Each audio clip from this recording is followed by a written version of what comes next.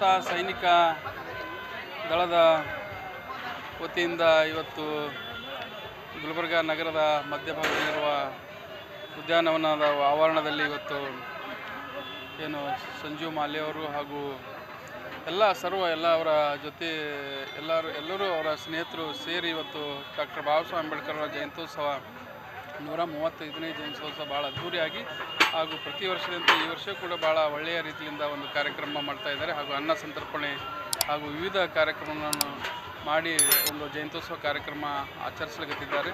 ಹಾಗೂ ಏನು ಡಾಕ್ಟರ್ ಬಾಬಾ ಸಾಹೇಬ್ ಅಂಬೇಡ್ಕರ್ ಅವರ ಜಯಂತ್ಯೋತ್ಸವ ನಾವೆಲ್ಲರೂ ಮಾಡಿದ್ದಕ್ಕೆ ನಮ್ಗೆ ಮನಸ್ಸಿಗೆ ಶಾಂತಿ ಸಿಗಬೇಕಾದ್ರೆ ಅವರ ಕನಸು ನನಸಾಗಬೇಕು. ಅವ್ರ ಕನಸು ನನಸಾದ್ರೆ ಮಾತ್ರ ಈ ಜಯಂತಿ ಮಾಡಿದ್ದಕ್ಕೆ ಒಂದು ಸಾರ್ಥಕ ಆಗ್ತದೆ. ಏನು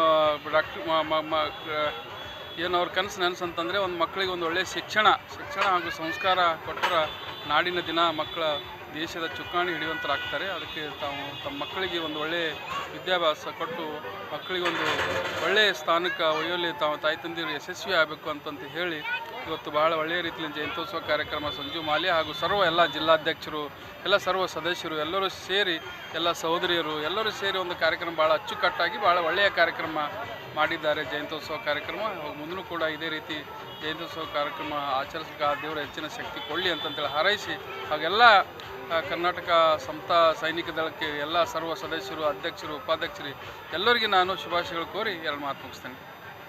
ದಳದಿಂದ ಪ್ರತಿ ವರ್ಷದಂತೆ ಈ ವರ್ಷವೂ 130ನೇ ಜಯಂತಿ ಉತ್ಸವ ಅಂಗವಾಗಿ ಅನ್ನದಾನ ಕಾರ್ಯಕ್ರಮವನ್ನು ನಮ್ಮ ರಾಜ್ಯ ಉಪಾಧ್ಯಕ್ಷರಾದಂಥ ಸಂಜು ಟಿ ಮಾಲೆ ಸಾಹೇಬರ ನೇತೃತ್ವದಲ್ಲಿ ಈ ಅನ್ನದಾನ ಕಾರ್ಯಕ್ರಮವನ್ನು ಪ್ರತಿ ವರ್ಷದಂತೆ ಈ ವರ್ಷವೂ ಸಹ ಮಾಡ್ಕೊಂಡು ಬಂದಿದ್ದೆವು.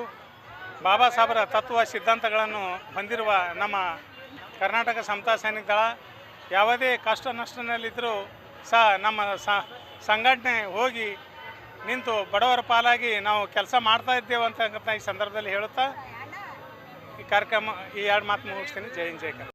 ಇವತ್ತಿನ ದಿವಸ ಅನ್ನದಾನಪೂರ್ಣೆ ಮಾಡಬೇಕಂದ್ರೆ ಇವತ್ತು 5-6ನೇ ವರ್ಷ ಅಲ್ವ ಅದ ನಮ್ಮದು ಡಾಕ್ಟರ್ ಬಾಬಾ ಸಾಹೇಬ್ ಅಂಬೇಡ್ಕರ್ದು. ಇವತ್ತು ಅವ್ರ ಅನ್ನನ ಉಣ್ತಾ ಇದ್ದಿದ್ದೇವೆ. ಇವತ್ತು ಗುಲ್ಬರ್ಗ ಅಲ್ಲಿ, ಬೀದರಲ್ಲಿ, ಕೊಪ್ಪಳ ಅಲ್ಲಿ, ಬಳ್ಳಾರಿ ಅಲ್ಲಿ ಮತ್ತು ಬೆಂಗಳೂರು ರಾಜ್ಯದಲ್ಲಿ ಅನ್ನನ ಮೀಟಿಂಗ್ ನಾವು ಮಾಡ್ಕೊತ ಬಂದಿದ್ದೇವೆ. ಇವತ್ತು ಅವ್ರ ಅನ್ನ ಇವತ್ತು ಅವರು ಈ ಜಾಗಿಗೆ ನಿಂದಿರಬೇಕು, ಎದಕ್ಕೆ ನಿಂದಿರ್ಬೇಕಂದ್ರೆ ಇವತ್ತು ಮಾತಾಡ್ಬೇಕಂದ್ರೆ ಇವತ್ತು ಬಾಬಾ ಸಾಹೇಬ್ ಪುಣ್ಯ.